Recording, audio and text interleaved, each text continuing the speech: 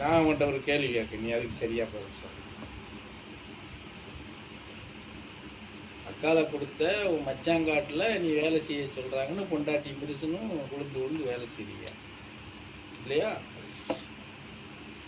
இதே உன் வீட்டுக்காரியோட அண்ணன் காட்டிலையோ இல்லை அவங்க தகப்பனார் காட்டிலையோ இப்படி போய் உளுந்து உளுந்து வேலை செய்வியா?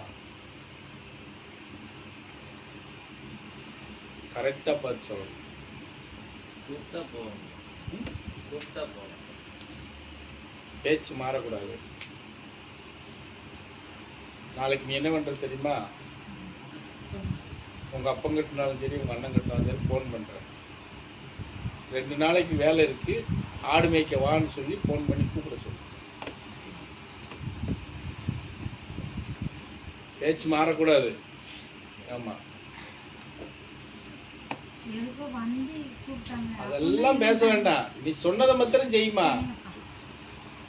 இங்கே விவசாயம் பண்ணுறாங்க, அவங்கவங்க என்ன பண்ணுறாங்களோ அதுக்கு தான் கூப்பிட முடியும் இல்லையா? அவங்களுக்கு 2 நாளைக்கு வேலை இருக்கு, அவங்க ஆடு மாடை மேய்க்கிறதுக்கு போகணும். 2 நாளைக்கு நீ போகணும்.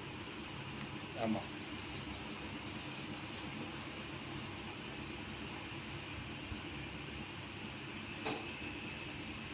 நியாயம்னா ஒரே மாதிரி தானே இருக்கணும்.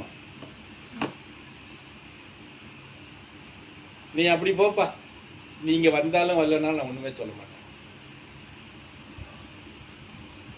பொண்ணு கொடுத்த வீட்டிலும் அவன் போய் நிற்கணும், பொண்ணு எடுத்த வீட்லேயும் போய் அவன் நிற்கணும். அவன் என்ன பண்ணுவான் அப்படின்னு உனக்கு விகாச்சாரம் கொடுத்துடலாம்.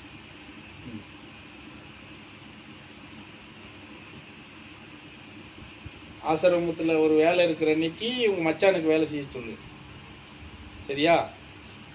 புதன்கிழமை சேவைக்கு வர்றப்ப நீ ஆடு மாடு மேய்க்க அங்கே போயிடு. நான் உனக்கு ஈவு கொடுத்துட்றேன், ஒன்றுமே சொல்ல மாட்டேன்.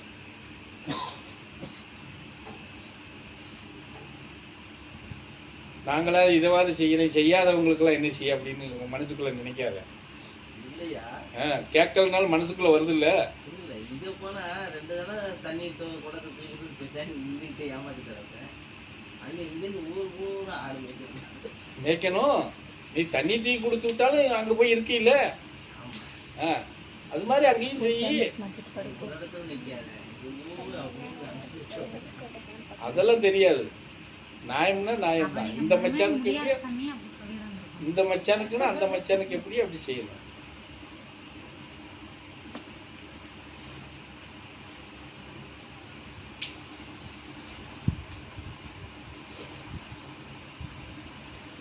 சொல்லுங்க. அதுக்குள்ள நான் கேள்வி கேட்டதை விட்டுட்டு எங்கேயோ போயிட்டேன்.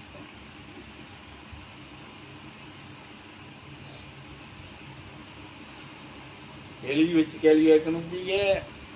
செல்லில் எந்த பெயராவது அனுப்பிச்சி வச்சானா அதை பார்த்து வச்சுக்கிட்டு அதை வச்சு கேள்வி கேட்கணும். ஆனால் கேட்க மாட்டீங்க. எதை வச்சுனாலும் கேளுங்கடானாலும் கேட்க மாட்டீங்க.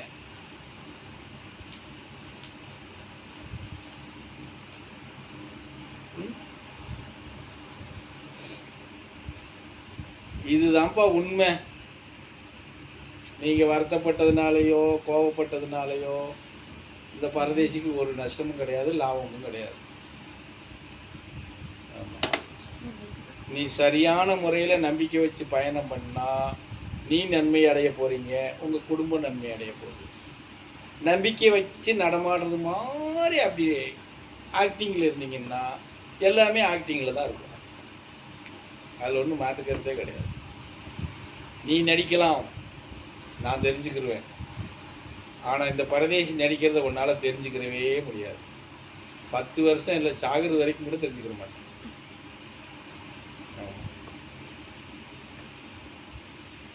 நல்லா பேசுவேன், நல்லா சிரிப்பேன். நடிக்கிறனாலே நல்லா பேசுவேன், நல்லா சிரிப்பேன் இல்லையா? நீயாவது கோவப்படுவேன். ஒரு நேரம் இல்லைன்னா ஒரு நேரம் மூஞ்சி சுழிப்பேன். நான் மூஞ்சியே சுழிக்க மாட்டேன். அவ்வளோ பிரம்மாண்டமாக நடிப்பேன் நான். ஆமாம், நாங்களும் பெரிய நடிகை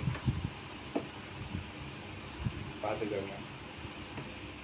ஓ என்ன